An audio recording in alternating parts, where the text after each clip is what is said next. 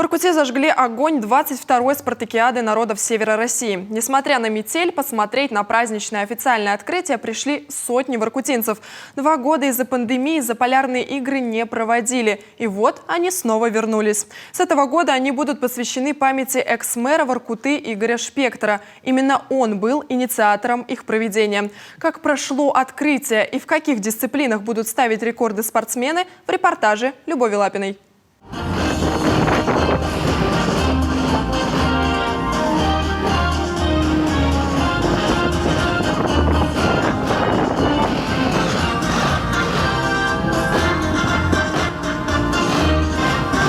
Что им метель и студеный ветер, когда спустя 2 года в город снова возвращается спартакиада народов Севера России.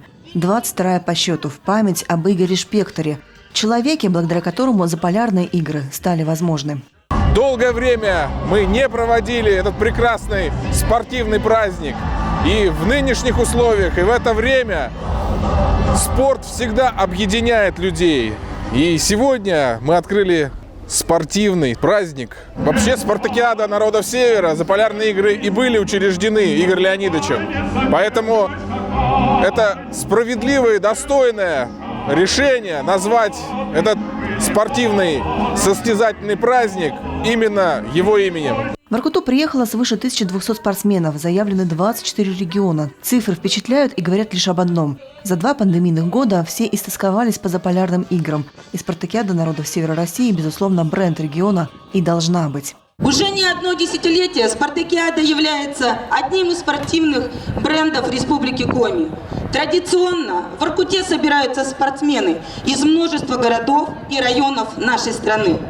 Спартакиада несет в себе как спортивную составляющую, так и укрепляет связь между субъектами. Здесь всегда царит дух здорового соперничества спорта. И вот торжественное поднятие флагов России и Коми. Чести сделать это удостоенный член сборной страны по гиревому спорту среди ветеранов Вячеслав Авдонин и мастер спорта России по спорту для лиц с поражением опорно-двигательного аппарата Ольга Бочкарева. А вот право зажечь огонь спартакиады в этот раз предоставили мастеру спорта международного класса по гиревому спорту Людмиле Садовиной. Праздничную атмосферу церемонии дополнили артисты и символ заполярных игр – белый медведь. На стадионах гимн России звучит, флаг российский поднимается вверх. В программе соревнования по 16 видам спорта – от баскетбола, хоккея и бокса до плавания, пулевой стрельбы, художественной гимнастики и шахмат. Исключены только лыжные гонки и автомобильный спорт. Причины снежного покрова пока нет. Для проведения соревнований задействованы 7 спортивных объектов города. И едва торжественное открытие подошло к концу, как спортсмены уже были готовы покорять пьедестал почета.